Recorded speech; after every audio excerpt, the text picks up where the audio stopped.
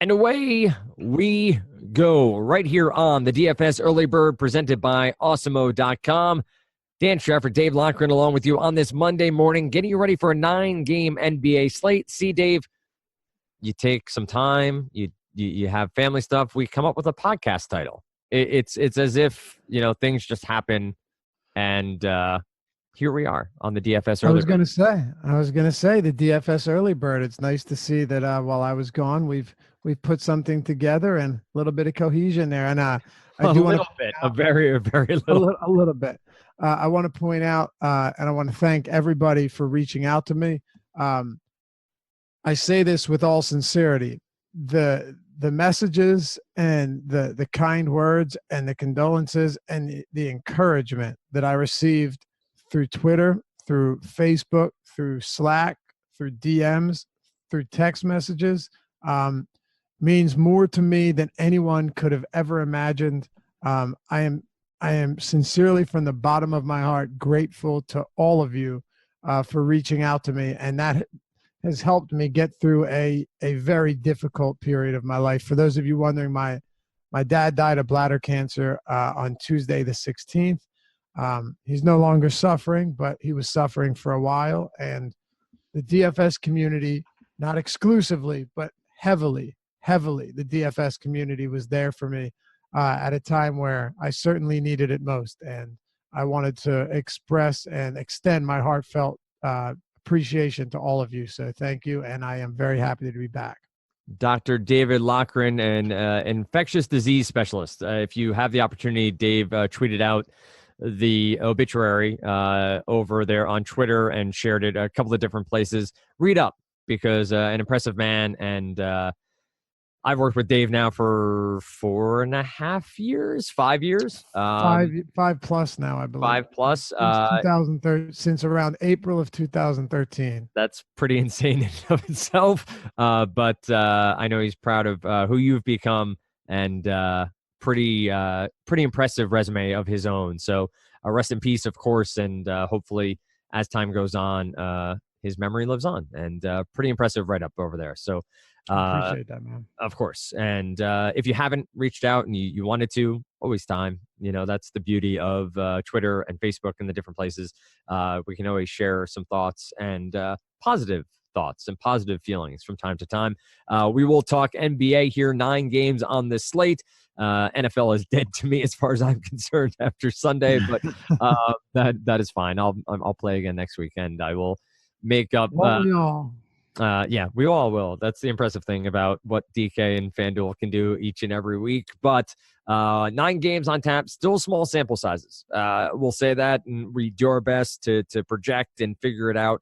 But what we're going to do again here today, like I was doing last week with Adam, we're going to quickly game by game, simply because it's a little easier to look game by game than trying to look at each position. As we hit probably next Monday, we'll hit sort of a sample size. NBA.com will start to update more regularly with their statistics. We'll be able to go position by position as we typically do. You get over there on Awesemo.com, and mainly over there on YouTube, the strategy show. The deep dive will be back, the deeper dive with Adam and Lofty. And then you get live up until lock, which is typically Spags and Eddie, or Josh and Eddie. So lots of content, lots of ability to get at Dave and the other personalities over there at Awesemo.com. And if you want a free week, just use the promo code EARLYBIRD. EARLYBIRD, no space, to get yourself a free week of content over there at Awesemo.com. First game on tap here is Orlando and Boston. Line I'm seeing here is a pretty big one to start the year. -12 in favor of the Celtics, 212.5 over under. Very early as we record here, meaning late Sunday night, not yet Monday. Obviously, NBA lines move a bit faster than NFL lines do, but a big spread here in favor of the Boston Celtics, who sit at 2-1. Obviously, lots of talent across this entire Celtics lineup between Kyrie and Tatum. You throw Gordon Hayward into the mix, who rested on Saturday's game, so should be a full go here for the Celtics. Well, full go, meaning he should play. Not sure if he'll be on a minutes restriction or not as they continue to work him back in. You got Al Horford, and then on the other side, Aaron Gordon, Vucevic, and the rest of the gang for Orlando Magic. Quick synopsis here, Dave. How does this one break down for you, and who are some of the names that from an early look would be part of your player pool?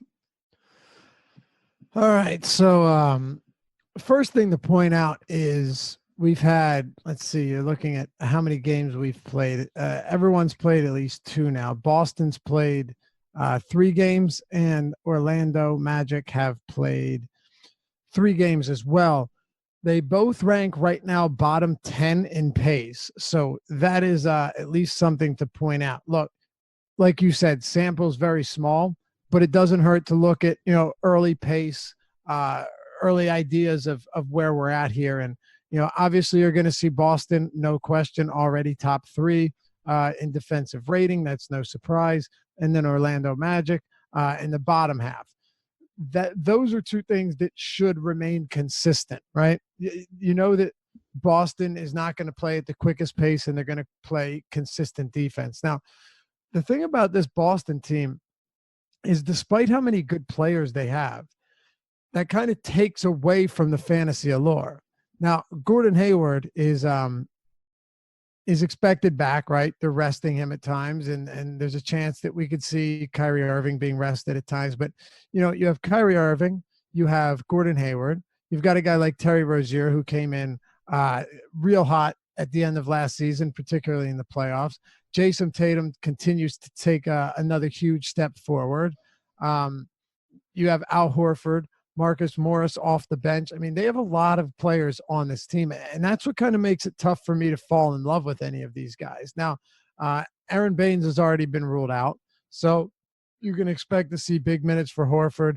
I think it's a perfectly fine spot for him. But at the same time, when is Horford ever really going to provide immense value? Generally, you're looking around like 25 to 33 fantasy points. Price tag isn't bad. Kyrie Irving is still working his way back. On the season, he's shooting 34%, shooting 14% from 3. He is cheap, and this is a good tournament spot because if there was a time for him to bounce back, it feels like this could be it. He went from 29 minutes to 36 to 32, so his minutes aren't a concern. It's just a Boston team that I don't really fall in love with. And the reason is there's a lot of mouths to feed, and you never know which ones are going to get it done on a nightly basis. Quite frankly, Tatum seems to be the most reliable option on this team right now. He really does. I mean, Gordon Hayward, I think you're going to see a lot of, 30 fantasy point games from him this year.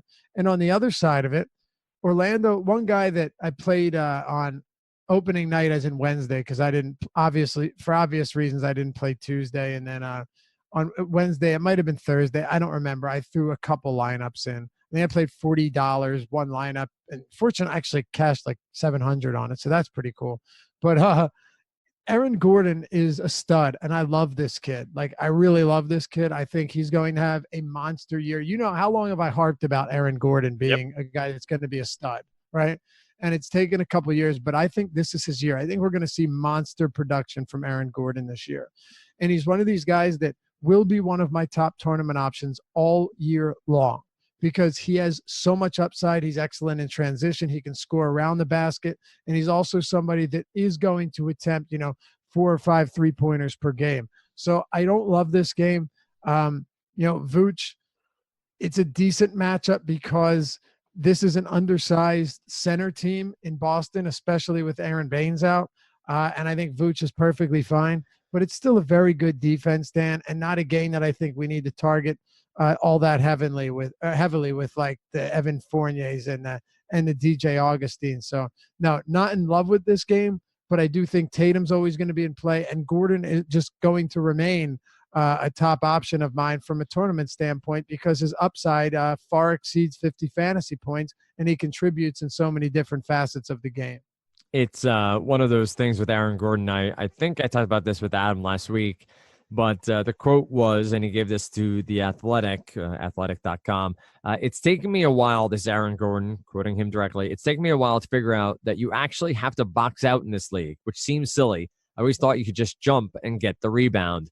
And because he's so athletic. right. And he, throughout his entire career, he's just been able to out athletic everyone, not out hustle, Yep. not out box Yep. out, not all these things. And you think about Totally. the NFL, Major League Baseball, all these guys. And I think more than anywhere, the NFL and NBA really epitomize this, where these guys jump from level to level and they make it to the pros and they think it's going to be the same. Major League Baseball, you have the minor leagues. Hockey, typically, maybe 1 in 1 million jump pretty significantly to the pro level, but you have the like minors. Sidney Crosby Right, or an exactly. Ovechkin. Yeah, Ovechkin or what's his name, Tavares, like, who make the quick jump through the ranks and get up to the pros. They don't have to work harder, or at least realize there's extra work to put in.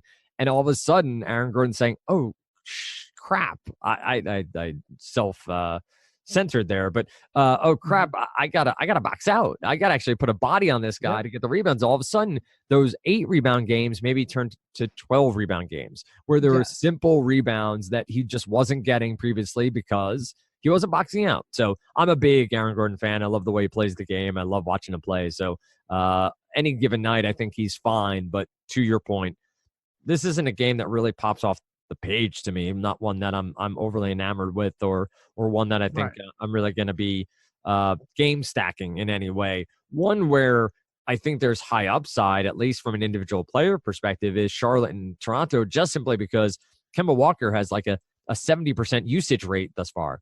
Joking, obviously, it's not 70%, but it's gigantic thus far to start the year for the Charlotte Hornets. And they face a Toronto team that obviously has some good defensive players. They're 3-0 on the year, 2-1 for the Hornets, -9.5 in favor of Toronto. But if you sort of apply the idea that the Hornets are going to be chasing this whole game, Kemba's going to shoot 222 over under, -9.5 for Toronto. Kemba at 35.3 points per game. Again, doesn't really matter much for DFS, but he's shooting the ball, Lofty, and he's enjoying shooting the ball. I don't see why this would be any different. Can you go back to Kemba Walker in this contest?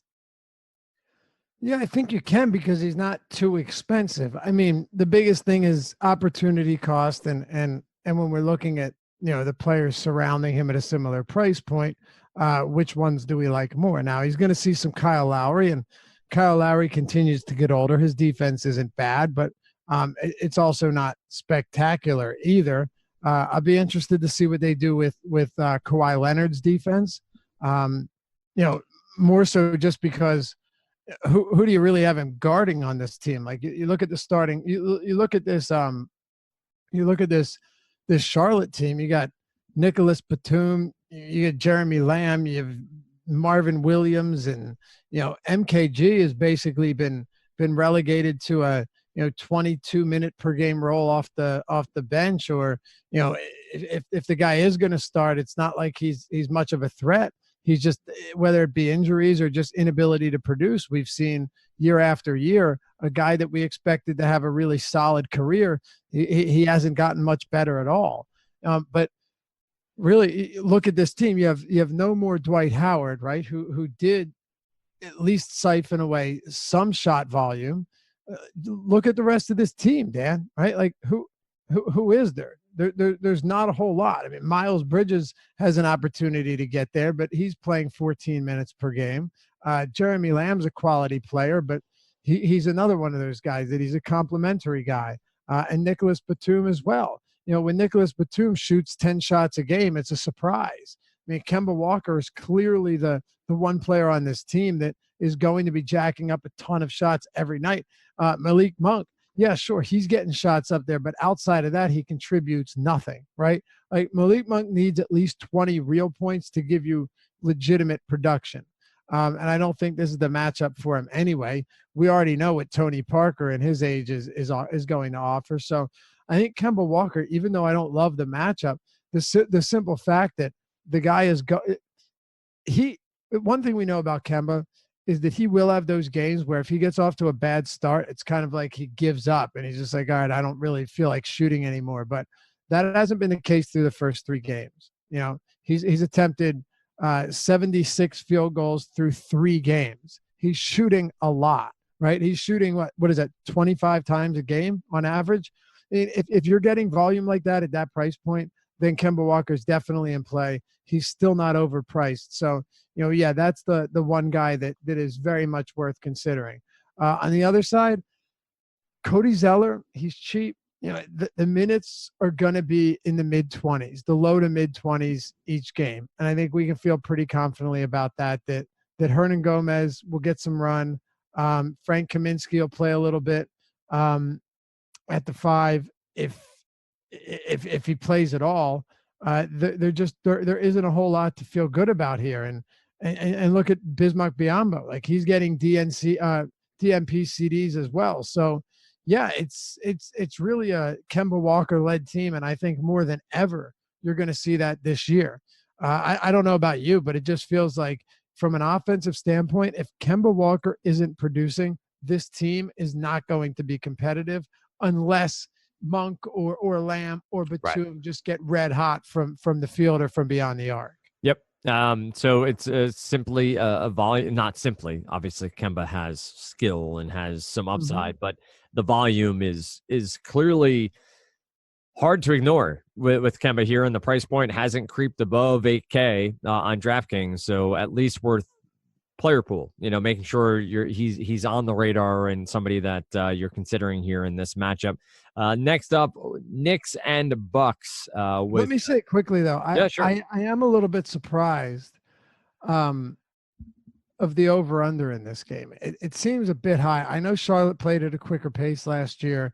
They're 16th so far this year after 3 games. The Toronto Raptors are playing at the 6th slowest pace in the league, and that's not much of a surprise either. So, it does seem like a bit of a high over-under, but I guess I don't know. I guess we're just with the way that basketball is evolving, and I've been saying this for the past couple of years now. I guess this is just what's to be expected. And I wish Joval was playing more minutes because he's just so effective offensively when he does, but you can't be trusting him above 5K with those many minutes. Serge Ibaka, sure, he's actually looked good through 3 games, but I have a very tough time believing that that's sustainable. And then we know Danny Green's nothing but a 3-and-D guy with those, just corner threes, and that's about it. I don't know. I'm not sure I really see anybody else on this team other than, potentially Kyle Lowry that gives me much hope. I think the 2 point guards here, Lowry and Kemba are the ones, and, Kawhi under 9K is always a viable option. So never discount Kawhi Leonard. He took off Saturday, so he's fresh. He's playing high 30s in minutes a game. Never have any issue with Kawhi Leonard. You're not going to be throwing him into cash games, but he does have multi-position eligibility. And hell, if this over-under is close to accurate, then of course Kawhi Leonard, being the go-to guy on this team, is looking at another potential 30.10 rebound double-double, and you're not gonna turn your nose up at that at 8,800 at all. It's the offensive revolution. Get on board. Well, I know you've been on board since the start, but get on board. Before the start, baby. You may have been one of the card-carrying members of the revolution there, but I had multiple different ways to go with a comment there, but decided to not get political too quickly. We have to ease back into this. The interesting thing is, I made mention of the NFL on the show I host over on FNCSY. We're seeing it in both leagues. These over-unders are just going to continue to rise, and you made mention of it for the past 3 years. NBA is going to positionless basketball. Beyond that, though, it's offense. It's all offense right now. You're going to see over-unders continue to rise. So a game that may seem out of whack at 222 may have been a 204 just 3 years ago. And that's insane to just think of that gigantic jump in points per game across all of the NBA. So many three-pointers being taken, so few mid-range shots being taken, and just a higher level of scoring going on. We do have Milwaukee and New York next. The Knicks 1 and 2, but honestly have played tough in both their losses. Lost by 2 in both, 1 to the Nets, 1 to the Celtics. Kevin Knox not traveling for the Knicks here after rolling his ankle. So the rookie coming off the bench will not be available. Tim Hardaway Jr. has not found a shot that he has not liked to start the season. High volume for him, also hitting those shots to start the year. Good to see from their way overpriced signing from the year before. At least he's getting the job done. You have Giannis on the Milwaukee side, Eric Bledsoe, Trey Burke, obviously from New York as well, a high volume guy from a points perspective. There's offense here. There's a potential for offense here. You have a 225.5 over under Bucks, minus 11.5. And I should throw, I guess, Enes Kanter in the mix here as well as a name to throw out before you start breaking down. As the Bucks, I've got a great stat for him, by the way.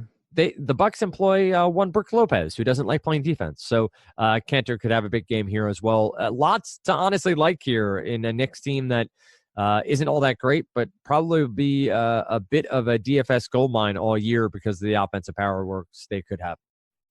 So it's not even as much that Brolo doesn't love playing defense. It's that he's just so underwhelming when it comes to a rebounder, right?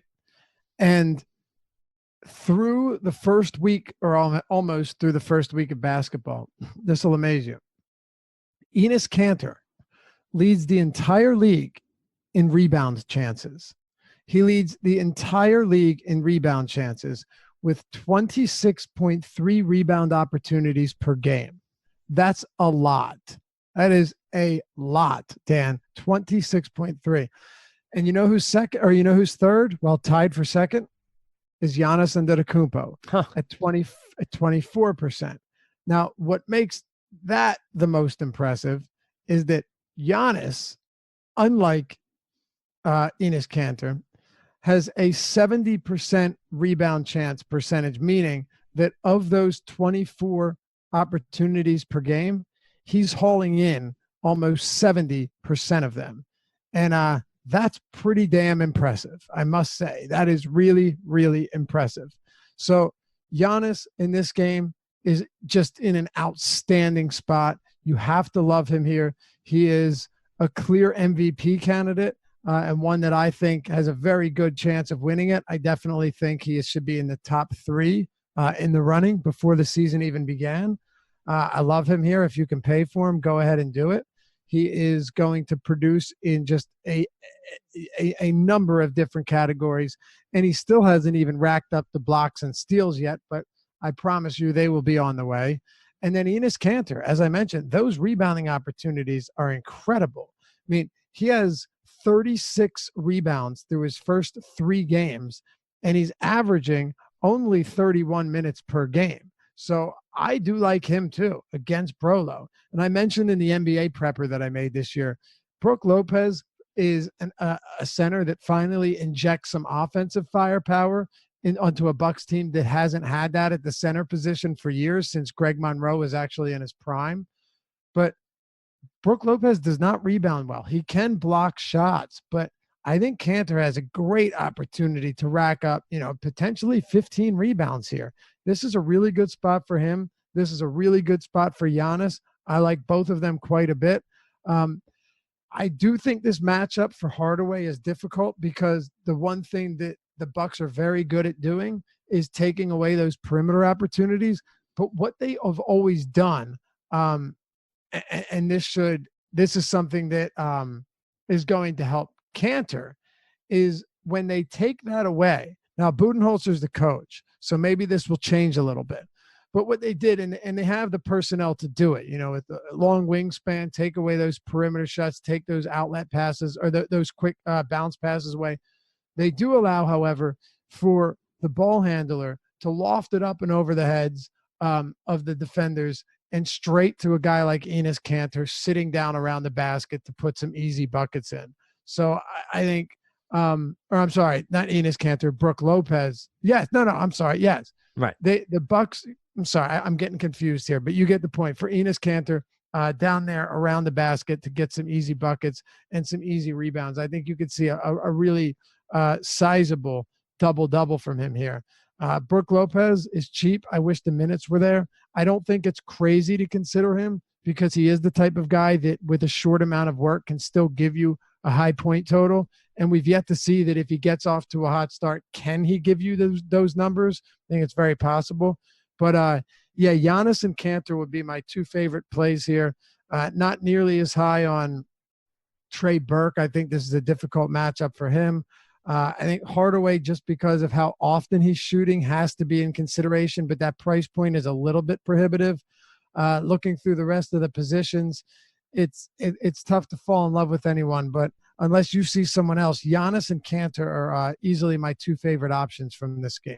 Yeah, Giannis, any game, and I agree your analysis is spot on. But Giannis, any game, I'm fine with at least seeing where he fits. Cantor has been somebody I've enjoyed, and someone stats wise I think stands out here for the Knicks.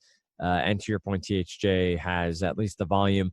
Indiana, want to say Indianapolis, Indiana and Minnesota here as the Jimmy Butler turns. That soap opera seems to have him at least playing on Monday night. He sat out over the weekend for rest. He's at 8K. Victor Oladipo has had a very fine start to the season for the Pacers.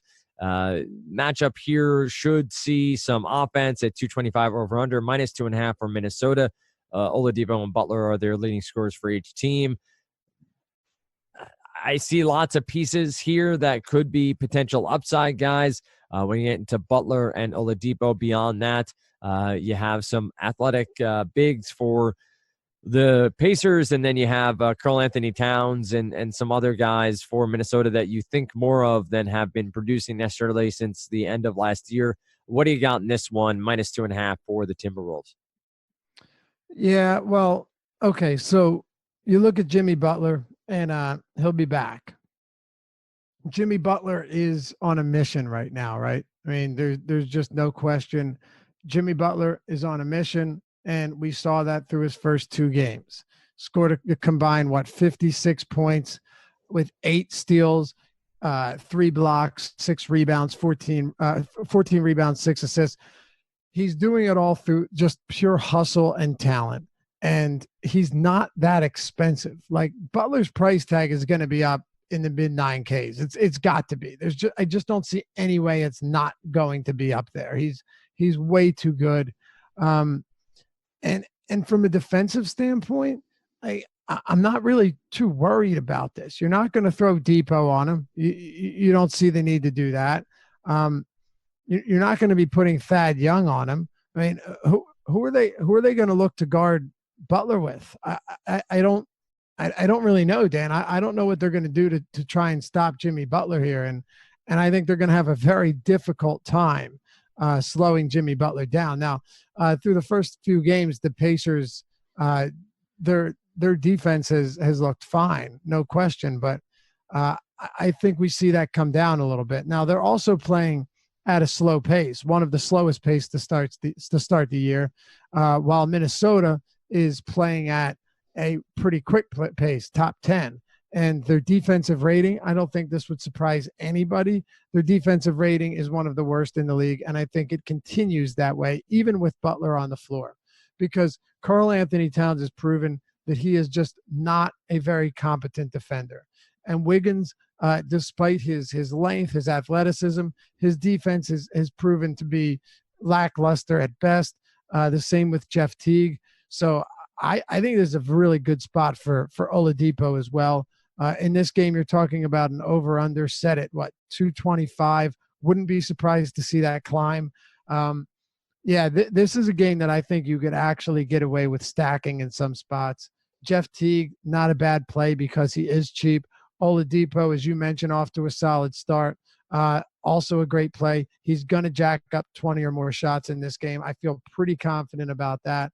Now, Derrick Rose played 32 minutes in Butler's absence. He's 4,400. He played 31 minutes and 23 and then 32. I still think at that price he's fine. He's actually been pretty competent. Like, Derrick Rose does not look bad right now. As a value play, I don't think he's a terrible option either. So looking throughout this game, I wish Tariq Evans was playing more minutes because, the guy is already producing. You look at this, he's averaging 22 minutes per game. He's averaging 1.4 fantasy points per minute, which is exactly what he does. I just wish we were getting more minutes from him. Hopefully his price tag comes down, and then we can kind of fall in love with him like we did before. But right now, probably going to pass on him. Butler has got to be the guy that we're keying in on here. I like him quite a bit. And Rose, if you're looking for some value, I think is a fine play. And of course, Victor Oladipo as well. So 3-4 guys in this game that are in really solid spots.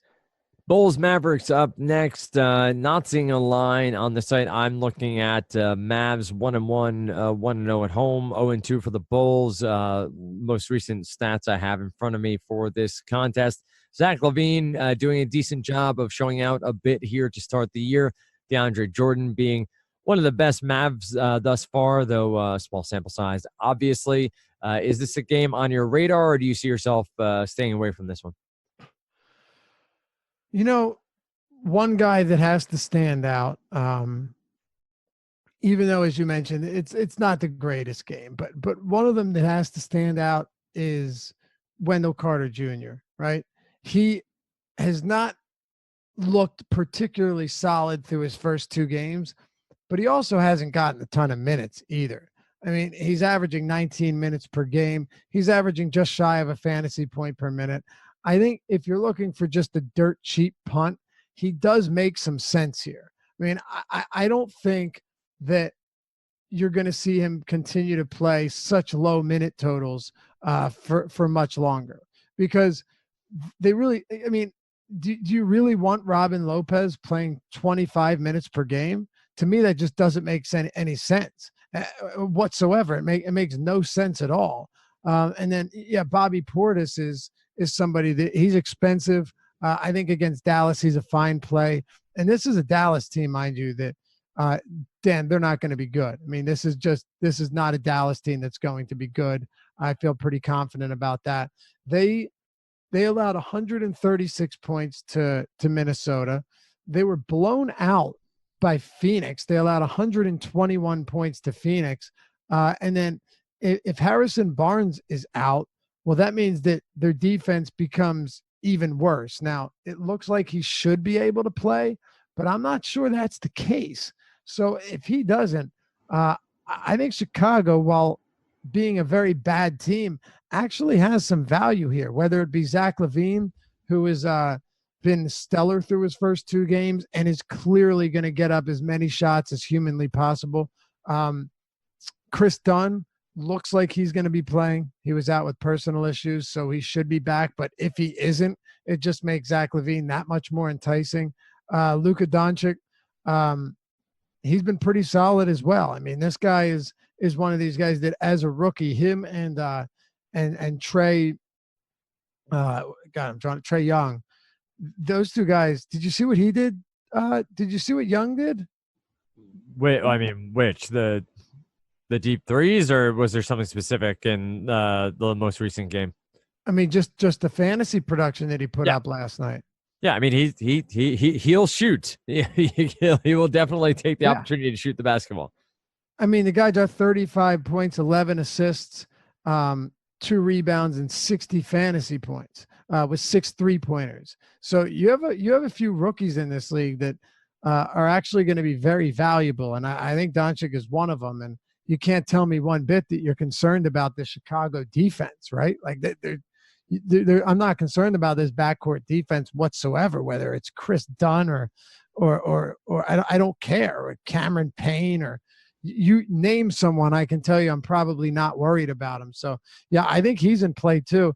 And I actually think that this game, you mentioned we don't have a line on it yet, but I think you'd see a lot of scoring here. I mean, the 2 games that Dallas has played have scored a combined 276 points and 221 points, and they were against Minnesota and Phoenix. This is a bad defense, man. And I think there are a lot of different ways to target it, which is why I wouldn't be surprised to see a dirt cheap guy like Wendell Carter, if he gets, let's say he does play 22, 25 minutes at 3,900, 30 fantasy points is a legitimate possibility. It's not out of the question.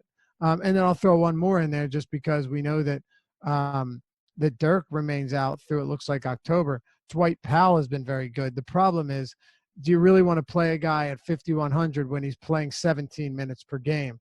That's a little bit concerning. And I will give you one more from this game because I do think there actually is a lot to like here. DeAndre Jordan against, what is it, Rolo and Wendell Carter and whoever else they decide to plug in at the 5. I think DeAndre Jordan, while not a necessity or while not a necessary play, is another guy that you can plug in there. And a lot of the offense between both of these teams is going to be concentrated between a few guys. Wouldn't be surprised to see a mini game stack put up a lot of numbers here.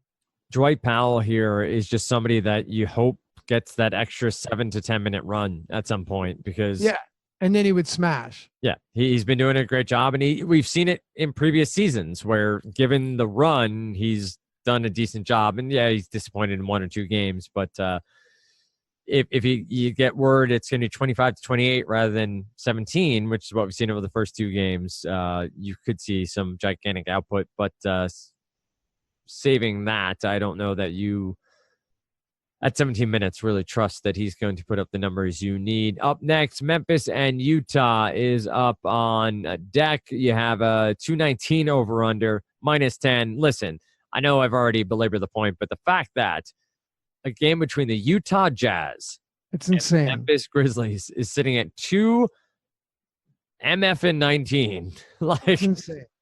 I get Utah's -10. Listen, Utah, I think, has shown some offensive upside, and you're starting to see Donovan Mitchell and Jingles is scoring somehow or another. Rudy Gobert has done a good job. Rubio, fine. But Memphis is still somewhat slow. The Jazz are somewhat slow here. I will still say that. But 219 nonetheless, one of our lower ones on the game, but on the night, I should say, but still one to take part of. There's some pieces here, definitely some pieces here that might be intriguing. Anybody stand out to you, Dave, at least from a roster pool perspective? By the way, Mavericks and Bulls through their combined 4 games both have bottom 5 defensive ratings. Dallas dead last, Bulls 26th. It's only 2 games, but I wouldn't be surprised to see that continue. I really wouldn't. So that's why I definitely like that game. Look at the pace, though. Something might surprise you that Utah is playing at the 6th fastest pace. I mean, that is wild. That is absolutely wild. Memphis playing at a much slower pace, and you have to when you don't have a lot of offensive firepower. I still don't love this game, man. I still don't love this game. So JaMychal Green is out. Broke his jaw. So he's out for, God, I don't know. There's no timetable right now. Kyle Anderson is questionable. And let's see, I thought there was one more injury. Let me just make sure I'm wrong here. I guess that was it. Oh, no. And of course, Marcus Gasol is still questionable. So here's what I'm going to say. I don't love the Memphis Grizzlies. I don't at all. But if these guys continue to, or if these guys are all out, then it is going to open things up. You are going to have to look at Jaren Jackson Jr., who is coming off a really, really solid game off of the bench. You're going to have to look at a few guys that are just simply minutes guys, not because we love them, but because the minutes are going to be there. And sometimes that means more than anything else. So let's see who is projected to start, and then we'll take it from there. But if Green, Gasol, and Anderson are all out, we already know Green is, then it's going to open things up. There's no question. You may even see someone like Omri Caspi get moved into the starting lineup. You could see a lot of things change, and for that reason, yeah, I'll have some interest. Now, in terms of Utah, it's just not a team I love to target. You mentioned it. Joe Ingles, 2 really, really solid games to start. If you wanted to go there, you could, but I'm betting on a little bit of regression at this price point, so I'm probably not going there. It's only been a couple games. Donovan Mitchell at that price point in this matchup, he's fine, but there are other guys in that price range that I like more. The same can be said for Rubio. I'll have some guys sprinkled in from this game, particularly if these Memphis injuries end up with them being sidelined. But aside from that, I just think we can do better in other games, even though it does have a high total. But let's keep in mind that a 219 total, while high for this game, is still not necessarily high for basketball right now. And that's as it evolves, something to keep back of the brain as you're trying to make some lineups. Wizards, Trailblazers we'll go to next. -4.5 for Portland, 226 over under. And obviously, as always, you know where to find Dave, Lofty_D, LOUGHY_D, myself at Dan Travert. If we don't cover someone here on the podcast, feel free to head on over to Osmo.com. If you're a member, head on over to Slack chat and ask. But just this is really a preliminary look at the slate, looking through different plays as potential, not necessarily locks. So be sure to check in with us on a variety of channels. Wizards and Trailblazers next. Yeah, John Wall, you got Dame Lillard, obviously. Injuries to some of the front court here for the Washington Wizards could play a part just a bit as Washington sits at 0-2 on the year and the Trailblazers 2-0. Again, some pieces. You got some guards here who could put up some high stat lines, but is this a game that's on your radar, Dave? Yeah. This is not a game that I generally would love. John Wall against Portland. If you remember last year, Portland's backcourt defense actually improved quite a bit. Yep. But I think what's interesting is John Wall is still pretty cheap. He's not overpriced, and for that reason, I do think he's viable here. And I also expect this game. This is one of the games where I do think is going to see a lot of scoring. John Wall, Dame Lillard, all of these guys are viable. CJ McCollum, he's cheap, but I'm probably not going there. Again, I think you can do better elsewhere. You look at shooting guard, Bradley Beal, very hit or miss type of option there. And then you had guys like Evan Turner, who's coming off of a couple of good games, but it's really just a price play. All of these guys for me are just really peripheral plays. There's nobody I fall in love with from this game. I'd love to get Yusuf Nurkic in there because I think the upside when he gets the run is higher than a lot of centers in basketball. But dude, we're getting 17 and 23 minutes per game. How do I rely on that at a $6K price point? I can't. You really just cannot do it. And then if you look at the center position, Dwight Howard's out. He's not going to be playing. He's still dealing with those back issues. So who are we going to see getting the minutes? It's going to be some Jason Smith. It's going to be some Jan Mahimi, who's on that ridiculous contract. You might get some Markieff Morris there. It's just a mishmash of guys that I don't love. I'm having trouble really liking any of them all that much. Could Zach Collins give you a good game? Sure, because he's going to get a little bit of minutes as a big, because there's really not one power forward or center on this team that's getting consistent run of 30 minutes or higher. None of them, including Al-Farouq Aminu, including Mo Harkless, who's played some minutes at the 4. All of these guys, the rotations outside of CJ McCollum, who played 30 and 31 minutes, which really isn't even that much. Granted, one of them was a blowout, and Damian Lillard, who is we can rely on him to get 30 plus every single game.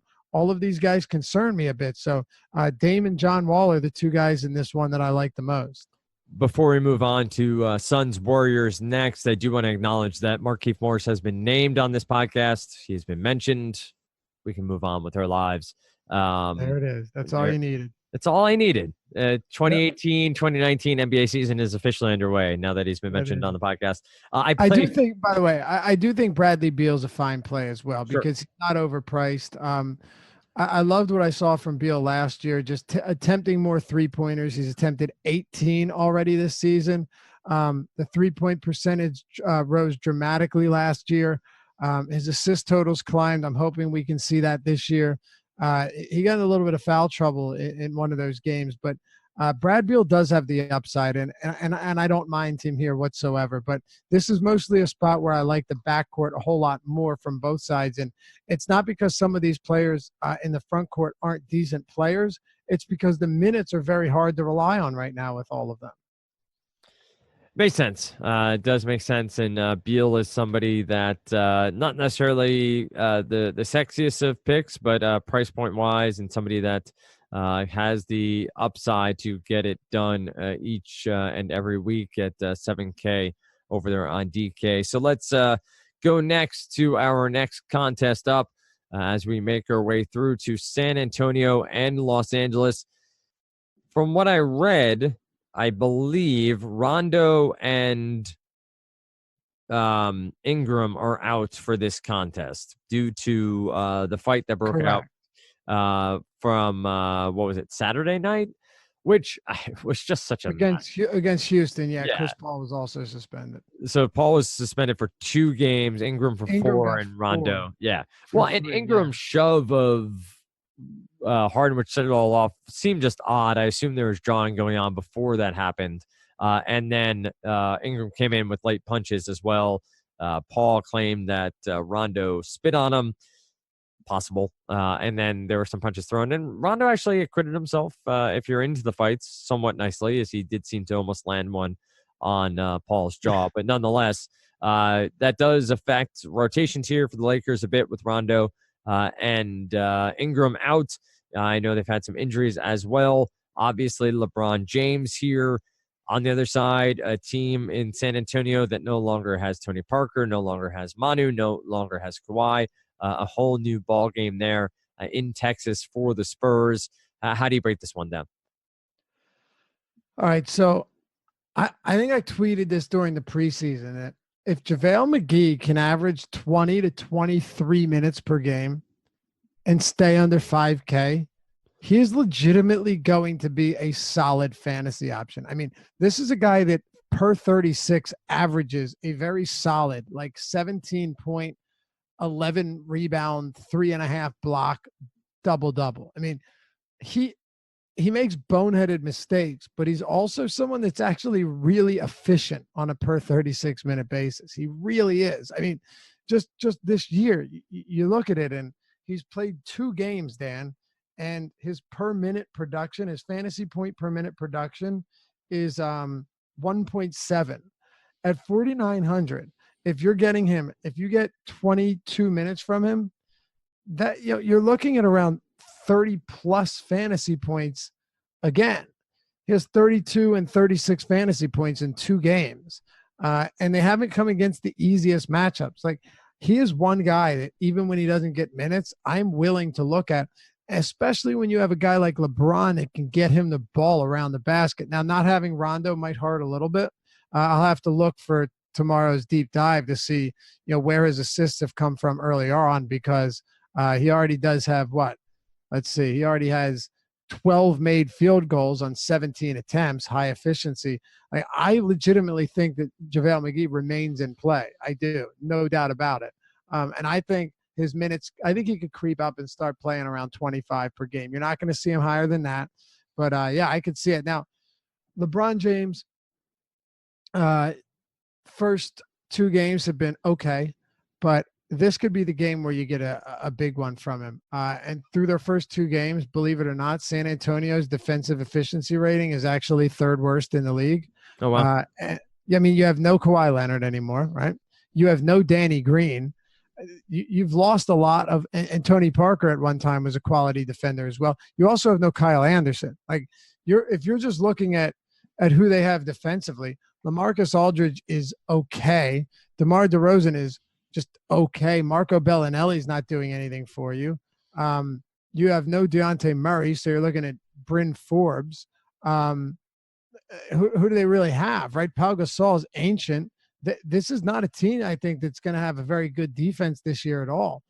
Surprisingly, though, because of that, they're actually playing at the slowest pace through those first couple games. But let's talk about the Lakers first. With Rondo out and with Ingram out, and we know that Ingram at times had even been playing some of the point, not with Lonzo back, but you remember that last year. And Michael Beasley's played 2 minutes in total this season. Yep. So the question is, where are we going to get the minutes from? Well, first, Kyle Kuzma's probably going to play like 35 minutes. I mean, I would be surprised if he didn't. I think it only makes sense that he gets around 35 minutes. But also Lance Stevenson at 3,800 is probably going to get a pretty significant uptick in minutes as well. And I wouldn't be surprised to see him play around 28, 30 minutes too. So I think Lance Stevenson is going to make for very solid value against the Spurs team that, despite the name, really is not going to be a great defensive team. So you're looking at a lot of guys that are going to benefit from this, because Rajon Rondo was averaging 30 minutes per game. Brandon Ingram was averaging 29 minutes per game. That's a big chunk that is out of their lineup now, and it's going to have to be replaced somewhere. Kentavious Caldwell-Pope, his minutes are probably going to be in the mid-20s, but he's not really a high fantasy producer anyway. And as we saw in the preseason and the start of the season, his production has been down to begin with. So I think Lance and Kuzma make for really solid options here. Josh Hart is another interesting play. I think you could get 30 plus minutes from him, and then LeBron as well. So yeah, this team I like on a lot of different levels for sure. All right, there you have it. We have one more game to go as we do close it out. Let me hit on San Antonio real quick. I was getting to that just now. Oh, my fault. I thought you were jumping ahead. No, this San Antonio team is not one that has a real identity as of right now. We're probably trying to figure it out. You no longer have Kawhi. You no longer have Manu. You no longer have Tony Parker. You have LMA, who's more than a solid DFS option, especially sub 8K. You have Powell under center. You have Powell at center. NFL talk there. And then beyond that, though, I don't know where you turn here for, I guess, DeMar DeRozan. I can't go without saying, and he's had a good offense. That's your big three. It's DeRozan, LMA, and then a Pau Gasol distant third. What do they run more? What do you find from an identity here for the Spurs? So yeah, it's weird. LaMarcus Aldridge this season has a 23% usage rate. DeMar DeRozan has a 32% usage rate. And I think he is just going to fire away at will. He is one of these guys that at 7,400 has to be considered against the Lakers. There's just no question. I think DeMar DeRozan, both of them are fine plays. I don't like that I don't like that they're 1 and 2 options. Both hate taking threes and live in the mid-range. I think that's a bit of a problem and could really jam their offense up a bit. But at the same time, they're going to have to score from somewhere. And with DDR just taking as many shots as possible. And also he's going to have to be used as a facilitator, because Dejounte Murray was supposed to be that guy. And now he's out for the year with that ACL. So you don't trust Bryn Forbes? Yes. Yeah. Right. I don't. I certainly don't. But I don't think Bryn Forbes is the worst play here. If you get 30 minutes from him, starting at the point against the Lakers, and presumably against Lonzo Ball defense, that doesn't scare me much at all. I actually think he could be okay, but it's really a spot where DeMar DeRozan has to be, firmly on your radar. I'm not too interested in Rudy Gay here. Marco Bellinelli is not a guy that you can trust, because outside of jacking up 3-pointers, he gives you virtually nothing. Davis Bertans is not going to give you more than 20 minutes. And then, of course, with Pau Gasol, what are you getting from him? 18 to 22 minutes a game, rarely more than that. And I wouldn't be surprised to see his minutes come down as the season goes on. I actually think that Jakob Poeltl is going to start taking away minutes from Pau Gasol, and ultimately could start playing, upwards of 20, 25 minutes per game, because he's a decent player. But now it's just, this is Aldridge, this is DDR, and I think DeRozan is the guy to target, especially because you have Rondo out and because you have Ingram out. It's not the worst idea to run it back with DeMar DeRozan here, hoping that this game stays close. All right, let's close it out with the final one. And as always, you can find Dave over on Twitter at Lofty_D, LOUGHY_D. If you're not yet a member of Awesemo.com, where this podcast comes from, the DFS Early Bird, you can use the promo code EarlyBird, no space, to get yourself one free week of Osmo.com content without Fantasy Cruncher. So Fantasy Cruncher still separate from there. Suns, Warriors. Devin Booker, pretty good at the offensive side of the ball. Curry, Durant, Klay Thompson, Draymond Green, all of them more than viable to have a big game, especially against a team like the Suns. Lots of pieces, lots of ways to go here. Who are some of your favorites from this one, Dave? Yeah, I tell you what, man. Draymond Green has been pretty disappointing, right? You look at this price tag, and I even played a little bit of him yesterday. I'm thinking, all right, how can I not get a little bit of Dre in there against the Nuggets? He played 33 minutes. He had 4 points, 5 rebounds, 4 assists. I mean, a really dreadful game, and he still got 33 minutes in there. I was really surprised. By the way, the Nuggets won that game 100-98. Jamal Murray also a disgusting performance with 3 points and 2 rebounds and 2 assists. What a disaster that was. But Nikola Jokic continues to do his thing because he's one of the best, most exciting centers in the league. Dre at this price, dude, he's still in play. I mean, how could he not be against Phoenix? I mean, there's just too much upside there. You know, the only thing here is that how long does this go before it's a 40-point game? Like, I know that Kerr likes to play his guys in blowouts, and I'm actually surprised this game has only a 228.5 total. But I mean, Devin Booker is going to jack up a bunch of shots. Surprised that he hasn't shot as much as you would have expected, but I think you get a ton of volume from Booker. Will he be super efficient in this one? Maybe not, but it's still Devin Booker. He is still easily the preeminent go-to guy on this team. I mean, outside of that, you're looking at Jamal Crawford. You're talking about, you can read them off too, Isaiah Cannon. I know he's had a few decent games. He's playing 30-plus minutes per game, which is just outrageous. But, I mean, Trevor Ariza, TJ Warren has kind of fallen out of favor in Phoenix. There's no one, man. Ryan Anderson, I like Josh Jackson, but Josh Jackson isn't exactly getting a ton of opportunity either. I mean, this is a team where it is Devin Booker's team, and it's that simple. And then you have DeAndre Ayton, who had a monster game in his debut, gotten into some foul trouble, played 23 minutes against Denver, and really disappointed. At 6,800 though, against this Golden State team as a rookie playing his third game, I worry about that, and I think this is a pretty decent spot to fade him. Devin Booker's the one guy on this team that I have interest in. Outside from that, if you're willing to overlook the blowout risk, you have, and I don't even care that they're playing a back-to-back. This is the Golden State Warriors. You have Stephen Curry. You have Kevin Durant. You know, you have pretty much whoever you want to lock in there.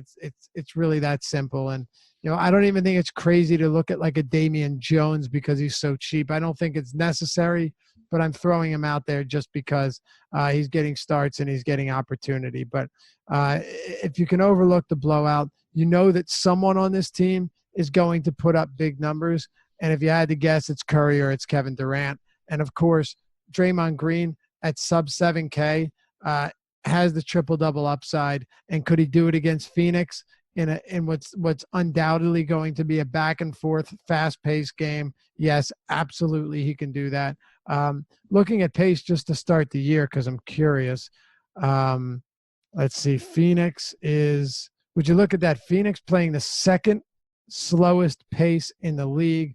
Golden State playing the 10th slowest. That's something I have trouble believing is going to continue. Yeah, I think that's one where maybe put a pin in that one and come back to it in 2 weeks and see if it's anywhere still near the same.